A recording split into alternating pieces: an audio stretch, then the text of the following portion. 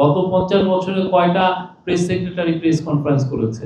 কথা হচ্ছে যে আপনি যে মাননীয় ওই পররাষ্ট্র মন্ত্রণালয় যে প্রেস কনফারেন্স, ওনারা তো ওনাদের মতো প্রেস কনফারেন্স করছেন, সবসময়ই করছেন। এটা এমন না যে আমরা করছি বলে ওনারা করছেন না, এরকম কিন্তু ঘটনা এই কিছুদিন আগেও হচ্ছে না। আমাদের মাননীয় পররাষ্ট্র অ্যাডভাইজার করছেন, মাঝে মধ্যে আমাদের সেক্রেটারি মহোদয় করছেন।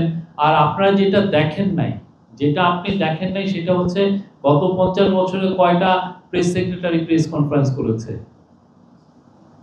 কয়জন করেছে দেখেছেন আপনি? যে একটা প্রেস সেক্রেটারি এসে প্রেসে করেছে? এটা আমরা নতুন ভাবে, এটা নতুন একটা আমরা কমিউনিকেশনের নতুন আসছি। আপনার প্রতিদিন আপনার হোয়াটসঅ্যাপ গ্রুপে আপনি যদি আমাদের মেম্বার হয়ে থাকেন, আমরা একের পর এক নিউজ আর দিচ্ছি। RICL TMX, যুগের পর যুগ স্থাপনা থাকে মজবুত। হ্যাঁ, আমাদের আগের যারা ছিলেন, আপনি দেখেছেন কোনোদিন একটা প্রেস কনফারেন্স করতে? তো যেহেতু প্রেস এটা হলো চিফ অ্যাডভাইজারের ইস্যু, তো আমরা চিফ অ্যাডভাইজারের এইখান থেকে আমরা এই প্রেস কনফারেন্স করছি। আর পররাষ্ট্র মন্ত্রণালয় প্রায় প্রেস কনফারেন্স করছে, তারা বৃহস্পতিবার প্রেস কনফারেন্স করেন, এবং আমাদের তরফ থেকে কোনো এমন বলা নাই যে আপনি এই প্রেস কনফারেন্স করবেন না।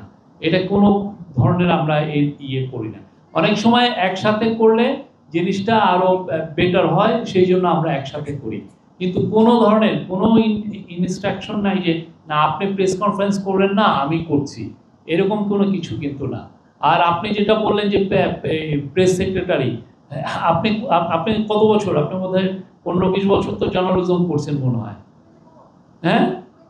24 ইয়ারে কবে কোন প্রেস সেক্রেটারি প্রেস কনফারেন্স করছে বা ডেপুটি প্রেস সেক্রেটারি দেখেছেন?